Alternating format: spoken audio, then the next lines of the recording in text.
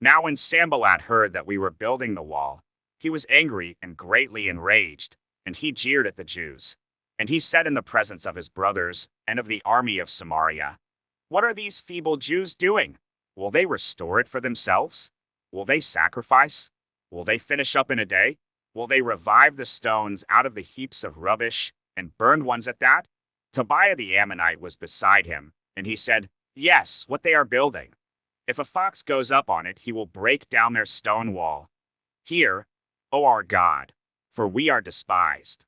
Turn back their taunt on their own heads, and give them up to be plundered in a land where they are captives. Do not cover their guilt, and let not their sin be blotted out from your sight, for they have provoked you to anger in the presence of the builders." So we built the wall, and all the wall was joined together to half its height, for the people had a mind to work. But when Sanballat and Tobiah and the Arabs and the Ammonites and the Ashdodites heard that the repairing of the walls of Jerusalem was going forward, and that the breaches were beginning to be closed, they were very angry. And they all plotted together to come and fight against Jerusalem and to cause confusion in it. And we prayed to our God and set a guard as a protection against them day and night.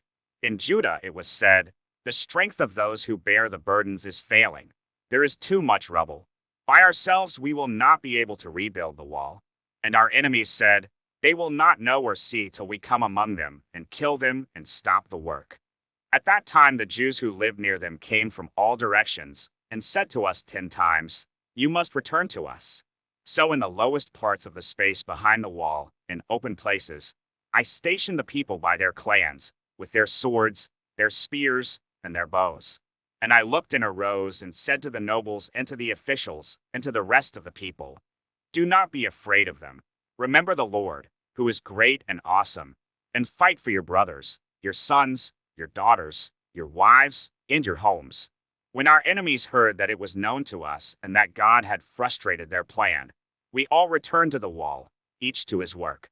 From that day on, half of my servants worked on construction, and half held the spears, shields, bows, and coats of mail. And the leaders stood behind the whole house of Judah, who were building on the wall.